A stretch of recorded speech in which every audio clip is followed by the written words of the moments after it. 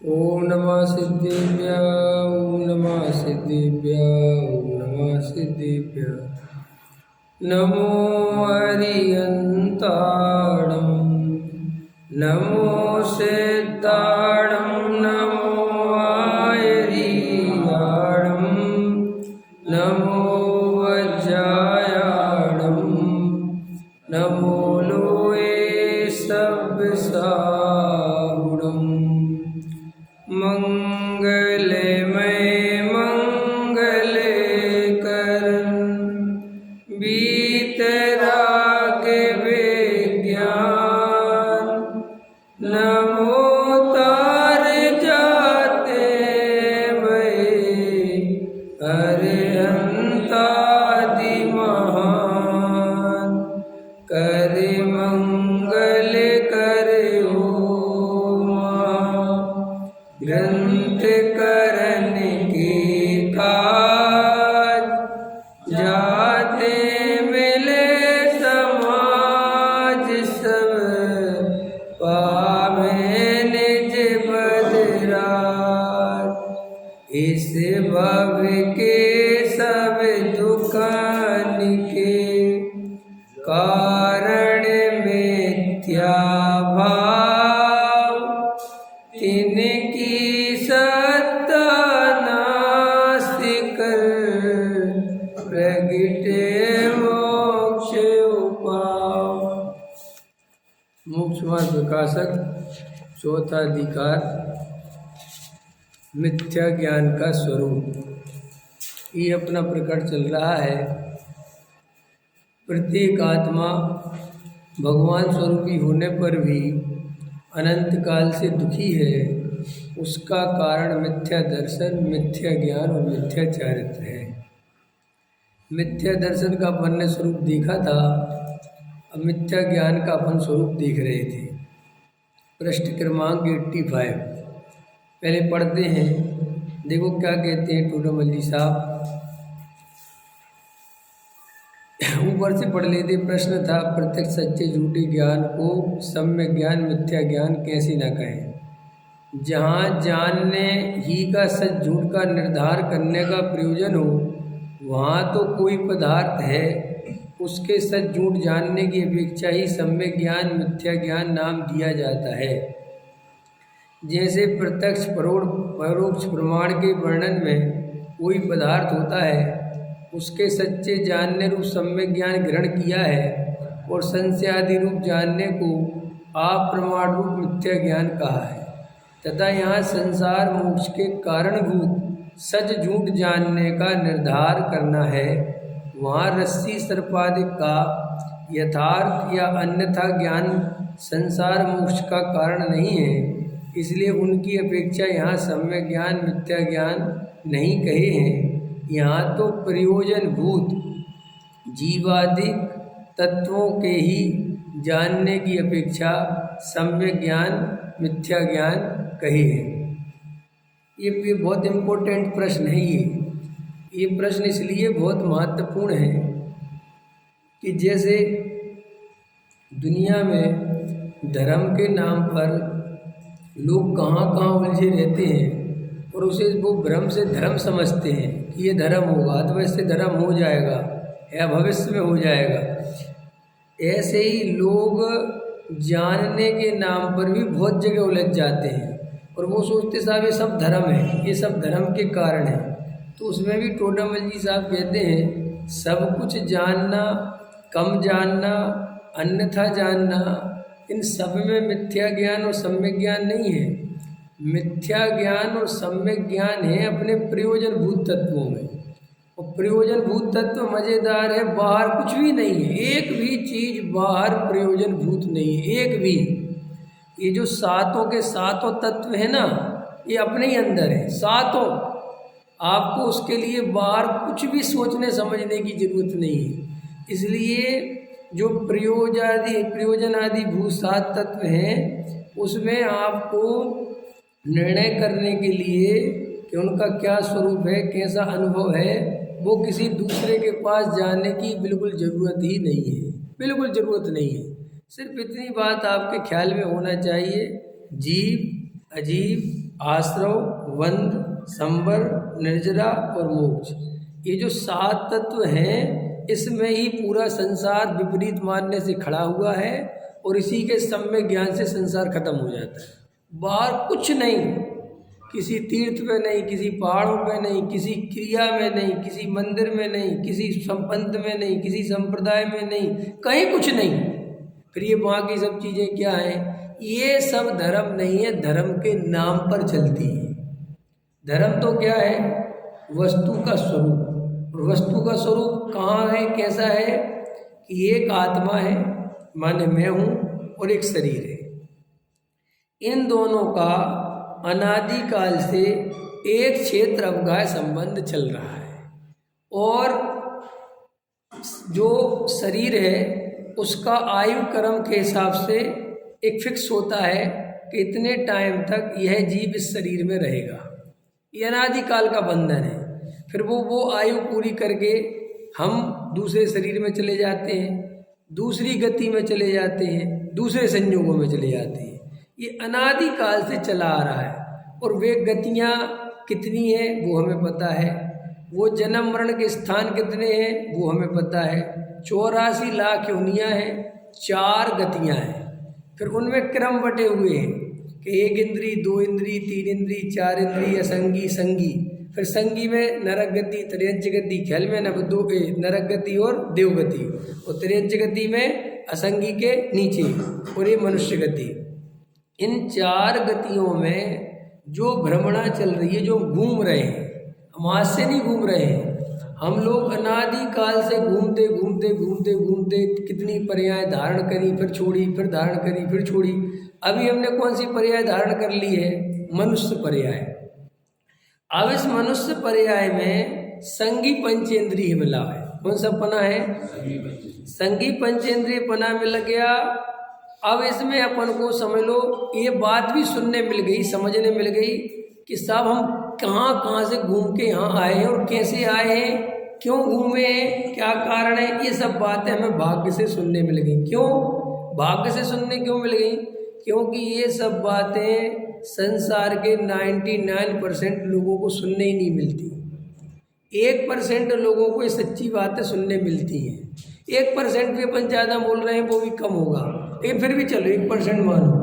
फिर 1% में ये बातें सुनने बहुत मुश्किल से मिलती हैं। फिर उस 1% में से भी उन बातों का विचार करने वाले उसके भी 1%, समझ गए ना? उस 1 को आप कितने में डिवाइड कर लो? 100, फिर उसका भी 1%।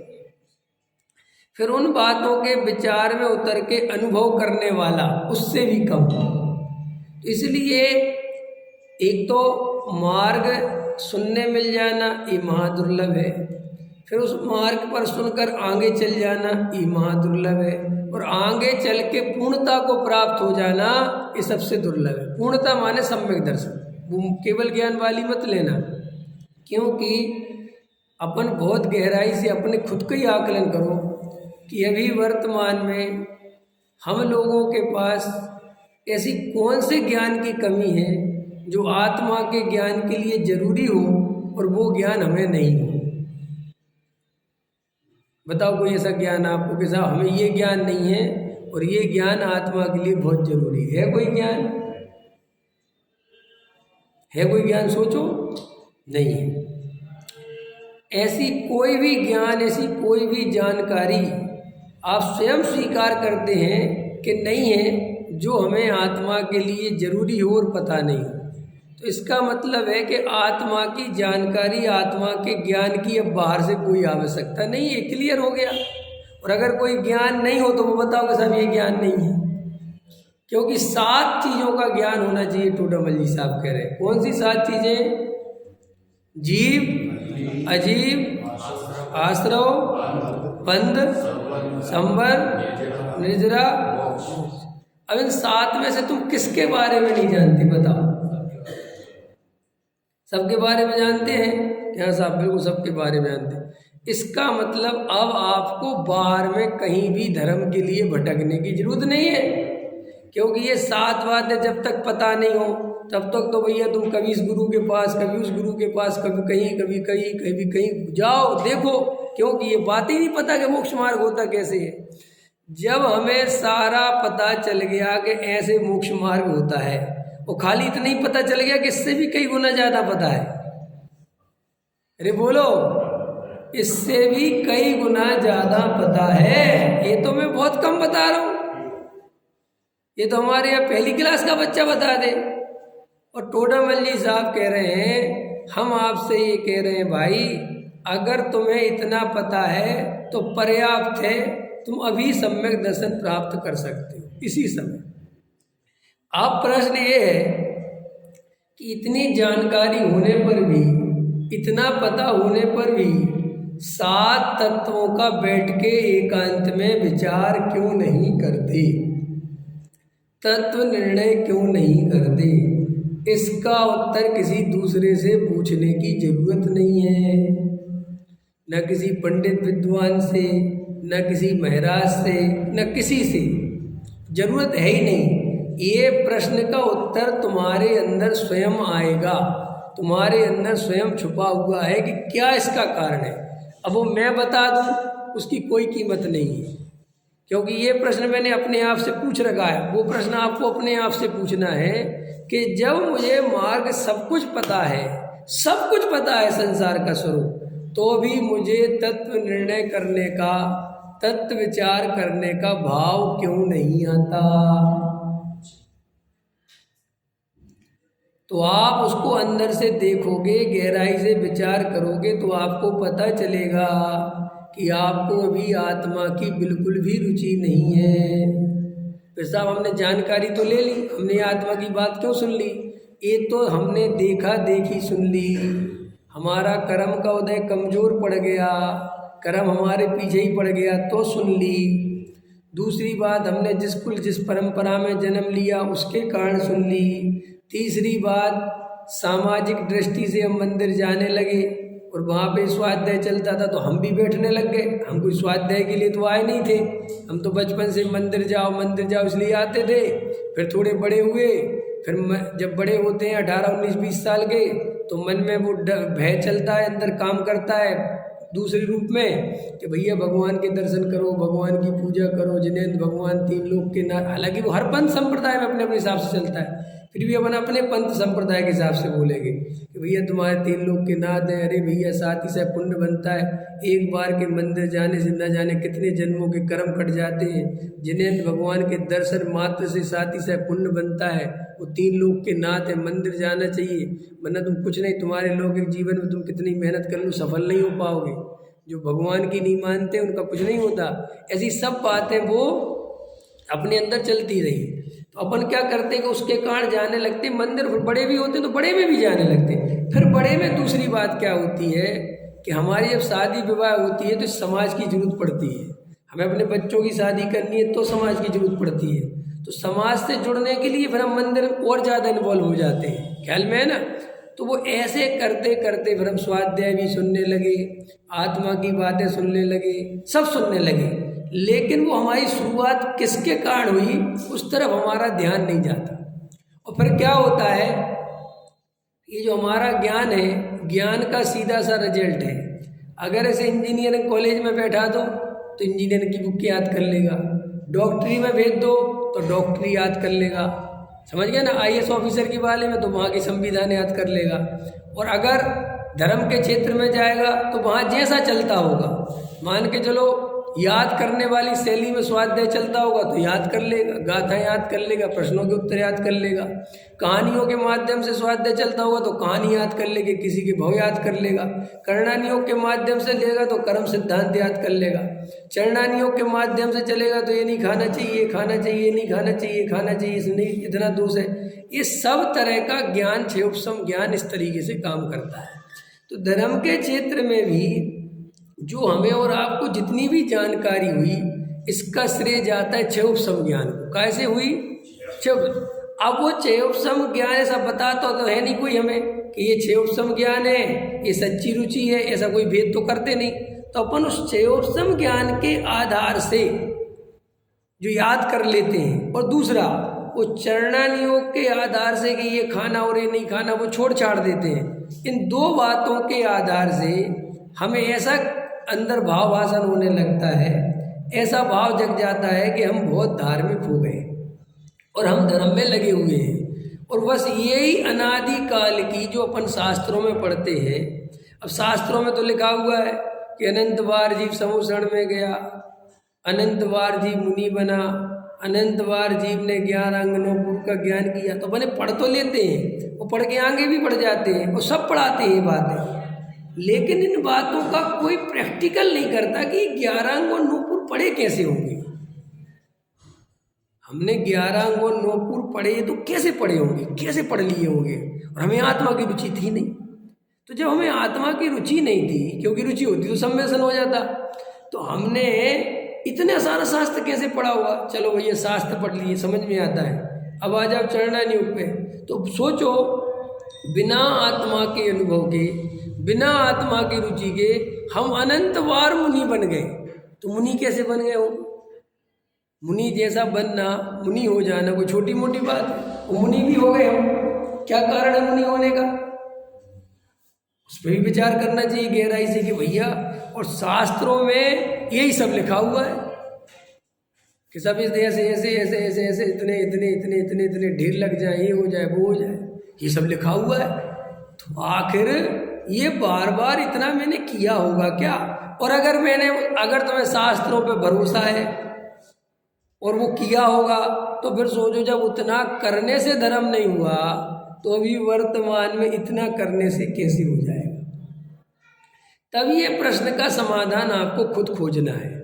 इस सबके साथ ऐसा हो, ऐसा मैं नहीं कहना चाहता। मैं कौन होता हूँ कह दूँ कि सब ऐसे ही कर रहे? नहीं, कई लोग आप लोगों में सोच सकता भी एकांत में बैठ के तत्व विचार करते हो, आत्मानुभव का पुरुषार्थ करते हो। मैं किसी घर में तो बैठा नहीं, लेकिन जो लोग करते हो वे तो बहुत अच्छा, उनसे तो कुछ कहना ही नहीं।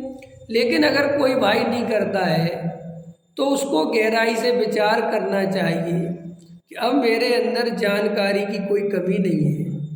अब मज़ेदार बात देखो, ये प्रश्न करने के बाद भी और इसका उत्तर मिल जाने के बाद भी हम कर क्या रहे? फिर दोहरा क्या रहे? उसी जानकारी को और बढ़ा रहे। आपको जब भी सब पता चल गया कि साहब हमें करना क्या है, फिर इस विद्वान से छोड़ के दूसरा विद्वान, दूसरे से तीसरा, तीसरा से चौथा, चौथा से पांचवा, पांचवा छठवा, छठवा सातवां, जबकि आपको पता है करना क्या है।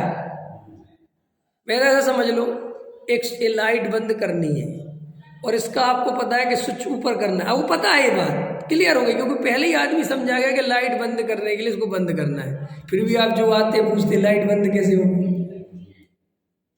अब वो बेचारा क्या सोचता है, बताने वाला क्या सोचता है कि इनको पता नहीं होगा कि लाइट बंद कैसे? तो वो क्या कहता है, भैया ये जो वाला बटन है इसको ऐसे कर। अच्छा अच्छा ठीक है साहब, बहुत बहुत उपकार आपका, बहुत अच्छा, हमें तो आपने मेरे को बता लिया, हम तो बहुत परेशान थे इस लाइट से। तो वो भी सोच रहा बताने वाला, अरे ये तो बहुत अच्छा हो गया, इसको बताओ, बेचारा परेशान था। और वो चला गया और तुम अपने घर चले गए, लाइट फिर भी बंद नहीं करी। फिर अगला विद्वान आया, साहब एक प्रश्न है, बताओ, बहुत दिनों से प्रश्न है साहब, बोलो बोलो, ये लाइट कैसे बंद हो? अरे तुम इतनी सी बात पता नहीं, इसको ऐसे बंद कर दो, लाइट बंद हो जाएगी, ख्याल में ना? अच्छा साहब इतना आसान है क्या? अच्छा बहुत बहुत धन्यवाद साहब, बहुत आपका बहुत उपकार। वे भी चले गए, लाइट फिर भी बंद नहीं करी। चौथा आया, चौथे से वही प्रश्न, लेकिन चौथे वाला थोड़ा उसको खुद भी नहीं पता था लाइट बंद कैसे होनी है। अब थोड़ी सी घुमा रहा हूँ मैं बात। चौथा वाला उसको खुद ही नहीं पता था, उसने कहा हाँ लाइट बंद करना तो बहुत कठिन है, इतनी आसान नहीं है। अब आपको उसकी ये बात, क्योंकि हम ऐसे भी कह रहे थे ऐसी हो जाएगी, ऐसे कैसे हो जाएगी, ख्याल में आएगा नहीं आया? ये लाइट बंद करने की भले ही लगी इस कमरे में, जाना चौथी मंजिल पड़ेगा, वहाँ से बंद होगी, और चौथी मंजिल पहुँचना आसान नहीं है। हाँ अब बहुत ठीक है, क्योंकि हमें बंद तो करनी नहीं थी। ख्याल में आपको ऐसे उल्टा सीधा उठ पटांग बताए तो हमें भी शांति मिलती कि हम क्या कर सकते, क्योंकि फिर हमें ऐसा लगता कि हमारी कोई गलती नहीं है, क्योंकि लाइट इतनी बंद थी। अभी आज के बच्चे, जो अभी स्थिति चालू हुई स्कूल को ही, तो बच्चों से कहो पढ़ो, तो उनका एक परमानेंट बहाना सेट हो गया, ऑनलाइन पढ़ाया था और पेपर ऑफलाइन ले रहे। हम क्या करें, हमारी वैसी पढ़ाई नहीं है, जैसे बहुत पढ़ने वाला हो, अंदर उसे तो खेलना है, मन उसका है नहीं पढ़ने का। अब उसको एक बात मिल गई कि साहब, और वो बात भी किसने सिखाई? मम्मी पापा ने। मम्मी कह रही स्कूल वालों से जो ऑनलाइन पेपर हुए मैडम और आप ऐसा कर रहे हैं और ऐसा कर रहे हैं और ऐसा कर रहे हैं, तो बच्चा सुनता रहता है कि जब मम्मी को ये परेशान तो अपन तो उस बहाने को बिल्कुल सेट करके रखो। ख्याल में ऐसे ही हमने भी बहाने सेट करके रखे कि हमारी पात्रता नहीं आई, अभी हमारा जीवन नहीं सुधरा, अभी हमारी कसाई कम नहीं हुई, अभी हमारी गृहस्थी बहुत फंसी हुई है, हमारे ऊपर बहुत जिम्मेदारी है साहब, हम तो सब छोड़ना चाहते हैं, क्या करें, बच्चों की शादी करना है। ऐसी अनेक अनेक प्रकार की बातें इकट्ठी कर रखी जिससे वो स्विच ऑफ ना करना पड़े। समझ गए? और स्विच बिल्कुल ऐसा ऑफ करना है, कुछ करना नहीं उसके लिए। उदाहरण समझ में आ गया? तो ऐसे ही फिर वो जो पंडित जितनी ज्यादा तरकीबें बता दे नहीं करने की, क्या कहा? जितनी ज्यादा तरकीबें कौन कौन सी? बहुत सारी, हजारों तरकीबें हैं। देखो भाई, स्विच बाद में ऑफ होगा, पहले स्वाध्याय करो।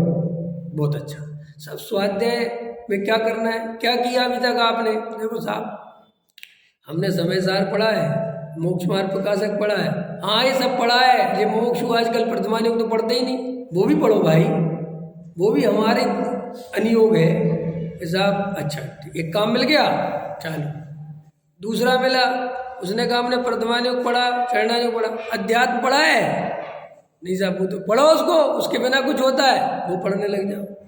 और चौथा मिल गया कि तुम साहब हम पढ़ते लिखते तो सब है, अभी खाने पीने का क्या त्याग किया है साहब? वैसे तो हम जमीकंद वगैरह तो नहीं खाते, लेकिन थोड़ा बहुत तो बस, अभी ऐसे नहीं चलेगा। अगर अनचने पानी की एक बूंद भी गिराओगे तो समझ साहब, मतलब हम चाहते ही नहीं कि हो, हम भी चाहते कि आप तो ना हो के कारण बताते रहो और हम उन कारणों में लगे रहें ताकि हमें ये लगता रहे कि हम तो मेहनत कर रहे हैं। अब भैया सम्मेलन जब होना होगा, जब पात्रता पकेगी तब कर लेंगे, हम क्या कर सकते हैं। फिर ये हमारा परमानेंट डायलॉग सेट है कि जब योग्यता आएगी तब काम होगा।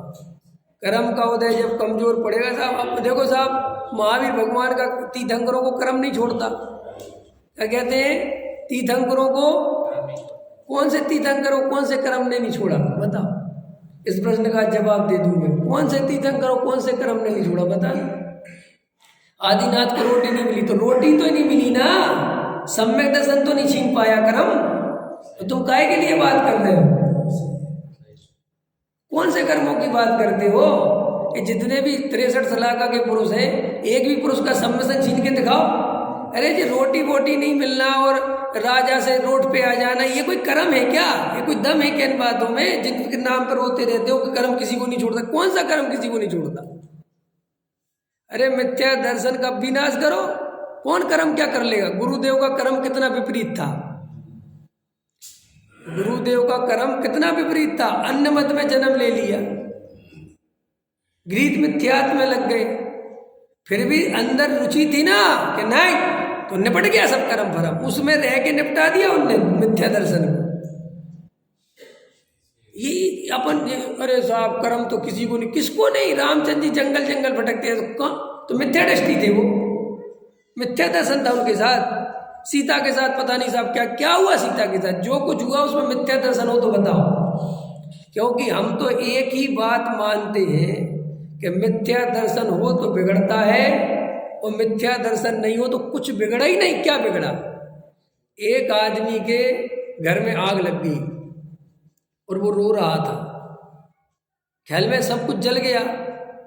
बोले उसका मित्र आया, बोले क्या हुआ? बोले भैया बहुत बुरा हुआ, सब कुछ जल गया।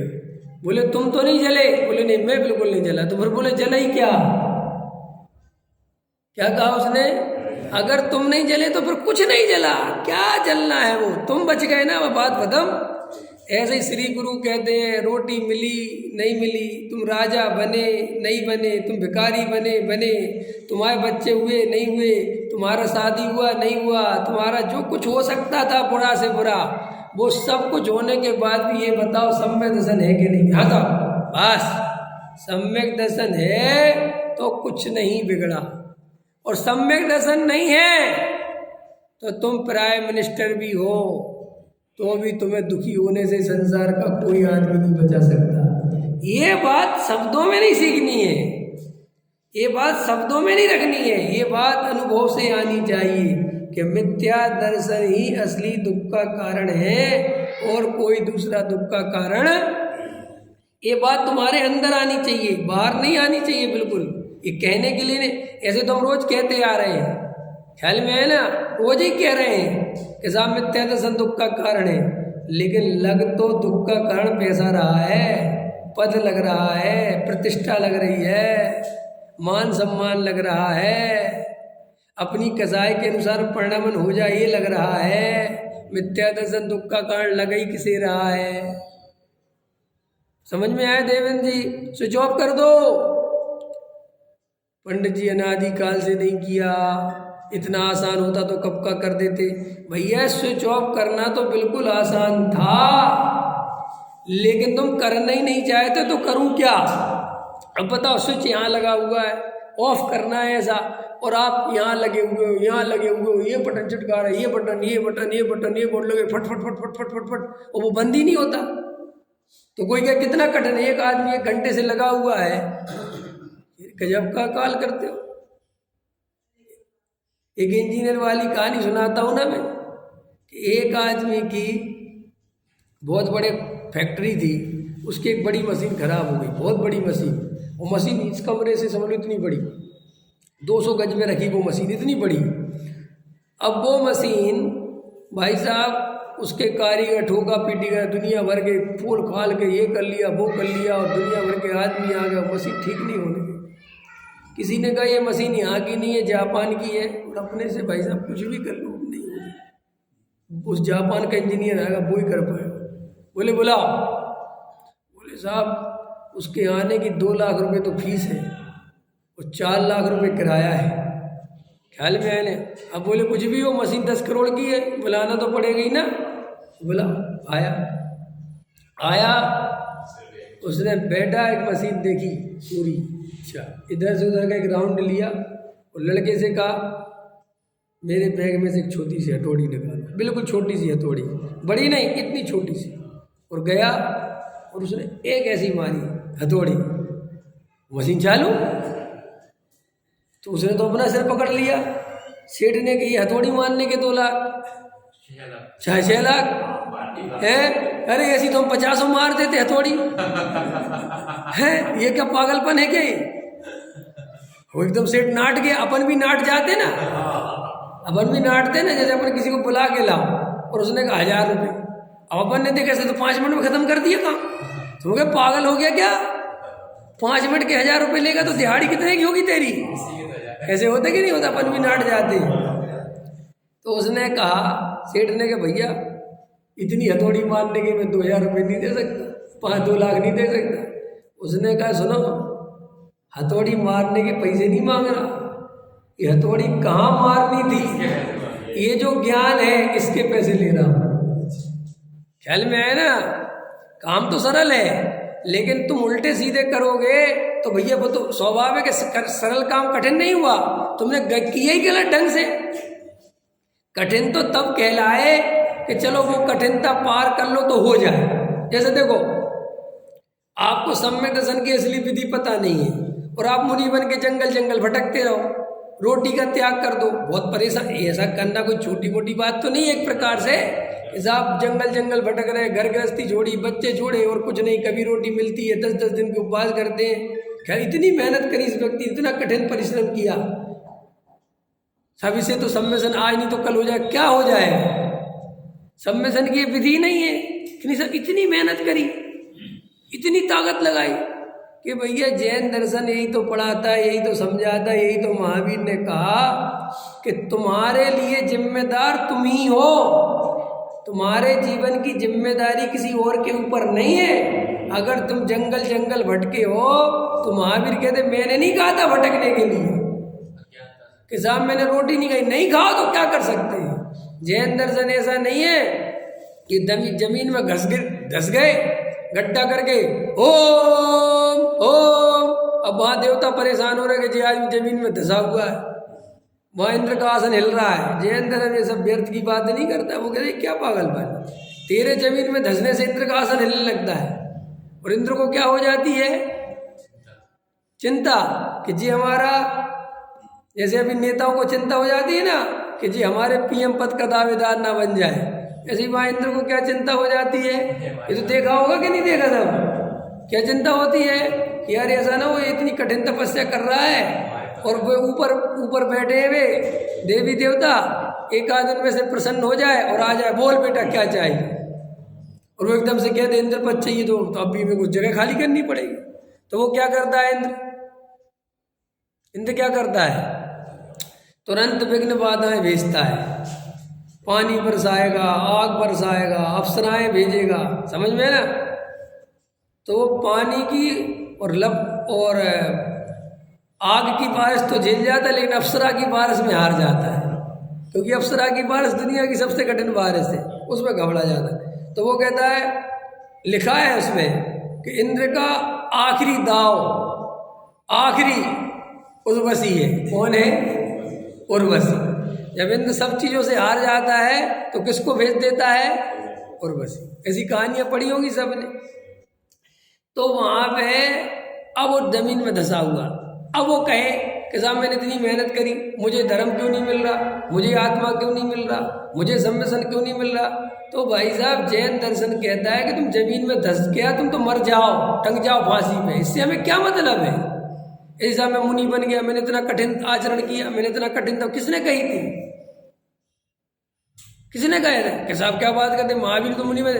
अरे महावीर मुनि किसी को देख के थोड़ी बने थे, या महावीर किसी मुनि बन के जो है कोई कठिन तपस्या उन्होंने किसी को देख देख के थोड़ी किया था। उन्होंने तो अपने आत्मानुभव के आधार पर, अपने जीवन की कसायों के आधार पर एक बाहर में मुनिपना आया था। तुम्हारा मुनिपना तो महावीर को देख के आया जो 2 कौड़ी का है। अरे तुम दूसरे को देख के मुनि बन जाओ, उसकी क्या कीमत है? तुम दूसरों को देख के मोक्षु बन गए, उससे क्या होता है? क्या होने वाला है उससे? कुछ नहीं होने वाला। एक लड़का हमारे साथ पढ़ता था, तो जब वो 5 साल पढ़ गया तो जब फेयरवेल हुआ तो उसमें क्या बोला, मुझे बड़ा आश्चर्य हुआ कि देखो इसका आज तक अभिप्राय भी यही है। अभी इतना सुनने के बाद क्या बोला वो मुझे आज भी याद है। वो बोला साहब, बोले हम विद्वान क्यों बने?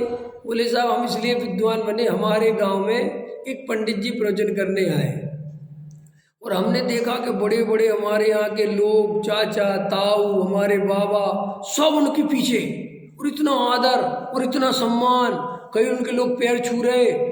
उसी दिन मैंने निर्णय कर लिया कि मुझे तो विद्वान बनना है। अब बताओ उसका विद्वान बनने का ध्येय क्या है? वो खुद 5 साल पढ़ने के बाद बोल रहा कि मैं तो इसलिए विद्वान बना। फिर 10 बातें और जोड़ दो, विद्वान से अच्छी जिंदगी किसी की नहीं है। विद्वान, अब तो चीज़ें बदल रही ना, विद्वानों को जगह जगह घूमने मिलता है, विद्वानों को साहब बहुत VIP व्यवस्था मिलती है, विद्वान जहाँ चले जाते हैं वहीं उनकी इज्जत होती है। अगर कोई इस उद्देश्य से ही विद्वान बना है तो बताओ मोक्ष मार्ग कब साधेगा?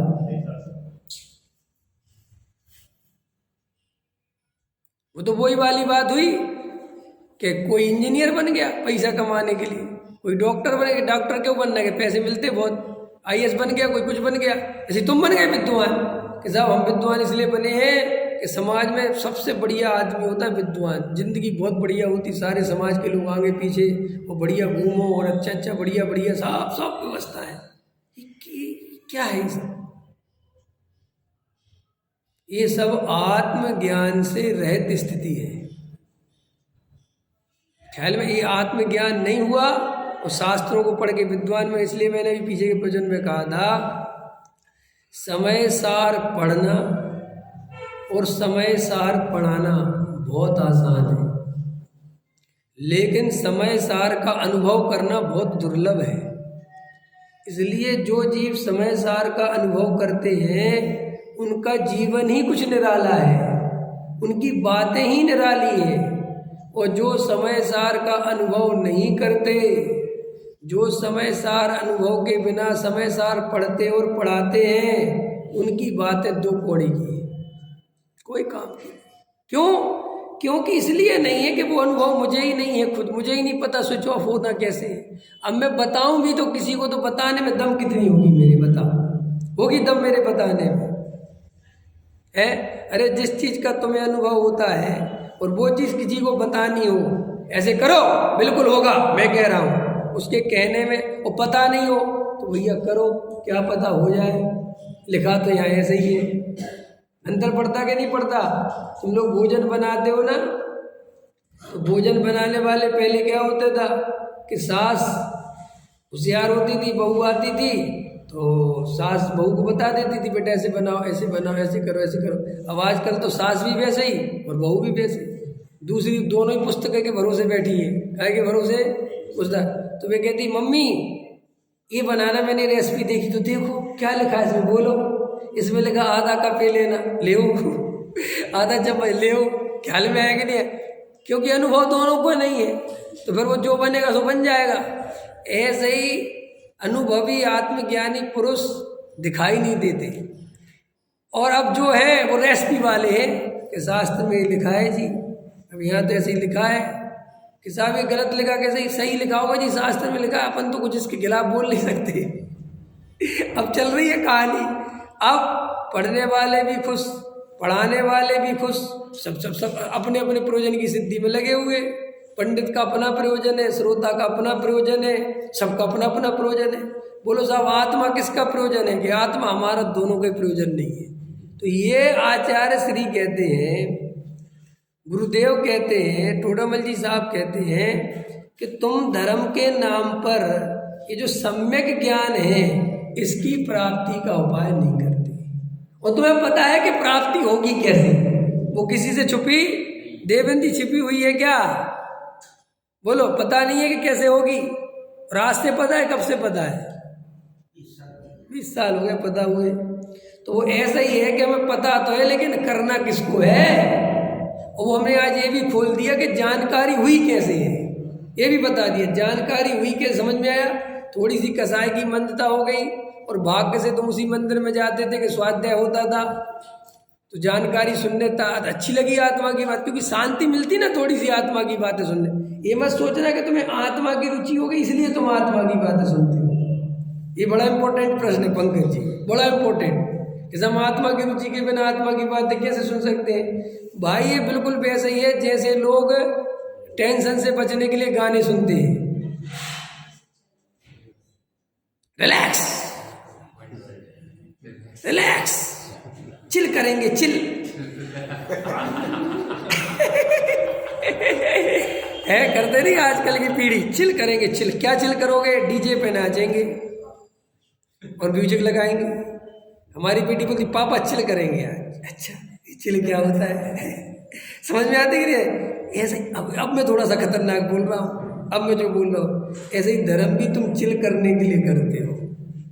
थोड़ा सा रिलैक्स, दिन भर की हारे थके, रात भर की टेंशन, सुबह आए। एक अभी मेरे मित्र एक मेरा प्रवचन सुन रहे हैं आज, कहते हैं तुम्हारा प्रवचन सुन के शांति बड़ी मिलती है। मैं तो टेंशन से फ्री हो जाता हूँ। तुमने कितनी देर के लिए?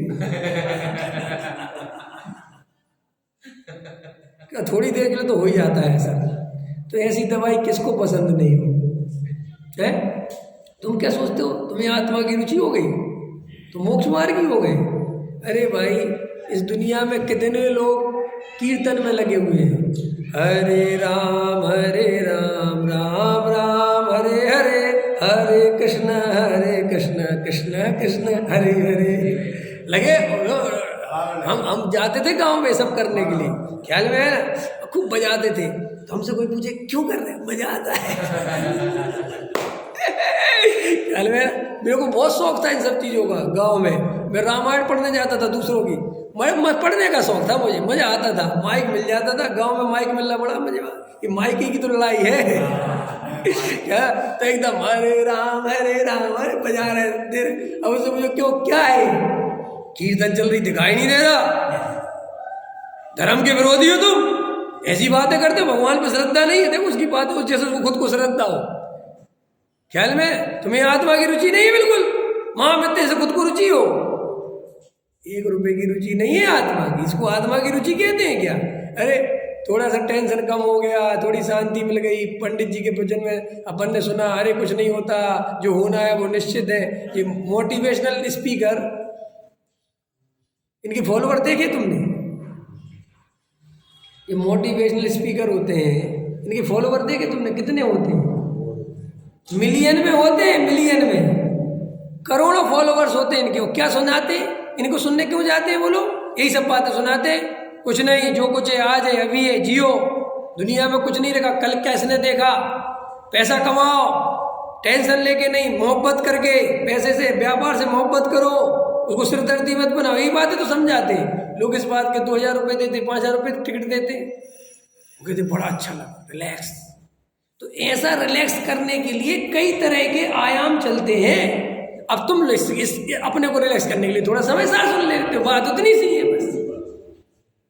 मैंने एक बार, जैन साहब समय तो हो गया, एक बार घेबरा मोड़ पे था मैं, अब वो पंडित जी रहे नहीं उनका, इसलिए नाम भी नहीं लेता।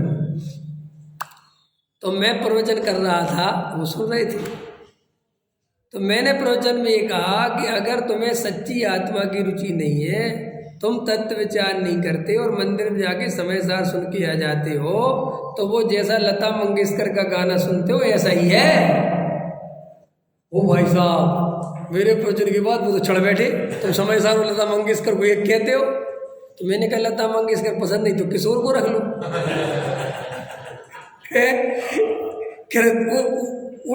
तुम ऊद भी हो, बिल्कुल उड्डन हो तुम, ख्याल में है ना? ये कोई तरीका है समय सार? अरे समय सार सुनने वाला कोई छोटा मोटा में कैसी बात है? कब तक चने के पेड़ पर चढ़ाओगे लोगों को?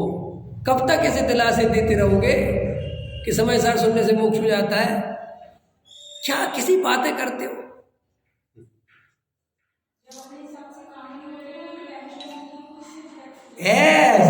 यही कह रहा हूं मैं, बिल्कुल यही कह रहा हूं कि आपने धर्म का सहारा भी टेंशन कम हो जाए इसके लिए ले रखा है। आपको कोई असली धर्म की कोई रुचि नहीं है। मेरे कई भाई जो है ना, वो प्रवचन सुनते, मेरे कह रहे तुम मेरे कमेंट्स भेजते ना, अभी कई भाई जुड़ गए तो कहते हैं भाई साहब आप कुछ बचने भी दोगे कि नहीं? हम ऐसा एकदम खड़े कहाँ रहे, अब मैं कहीं मत रहा हूँ, हवा में झूलो। कहते आप, हम एक बात सोचते हैं आप उसको गिरा देते, हम दूसरी सोचते हैं उसको गिरा देते हो। हमने कहा जब तक सब कुछ नहीं गिरेगा तब तक आत्मा का अनुभव नहीं होगा। तुम्हें अपनी असलियत तो पता चलनी चाहिए है क्या। भाई साहब मैं तुम्हें क्या बताऊं, अब मैं सही बता रहा हूं, मैं सही बता रहा हूं। सुनो, जैसे सुन लो अब थोड़ी सी बात। जैसे उस समय जब दुनिया भर की धर्म के नाम पर पाखंड चलते थे, बातें चलती थी, और एक गुरुदेव हुए जिनने प्योर तत्व ज्ञान की बात करी, भाग्य थे उन लोगों के जिनने वो बात सुन ली, समझ ली, उतर गए अनुभव में। ऐसे ही वर्तमान में भी पाखंड और धर्म की बातें बहुत चल रही हैं। असली बात कहने वाले अब उंगलियों पे भी गिनने जितने नहीं बचे। मैं अभी कह रहा हूँ क्लियर, जिन पंडितों को तुम अनुसरण करते हो, जिनको भी सुनते हो, उनमें उंगली जितने नहीं बचे कि तुम सत्य ग्रहण कर पाओ और वे तुम्हें सत्य बता सके। क्यों? क्योंकि ना कहने की ताकत है उनमें और ना अंदर अनुभव है। डरते हैं सब, समाज से बंधे हुए, संस्था से बंधे हुए, वे क्या सत्य बोलेंगे तुमसे। इसलिए मैं तुमसे गहराई से कह रहा हूँ, अभी भी निर्णय कर लो कि हम कहाँ, किस आधार से आत्मा में लगे हुए हैं। जब तक नहीं लगोगे, जब तक गहराई से नहीं दोगे, तब तक बहुत मुश्किल पड़ेगा आत्मा को समझना, विचार करना। सहजानंद सोच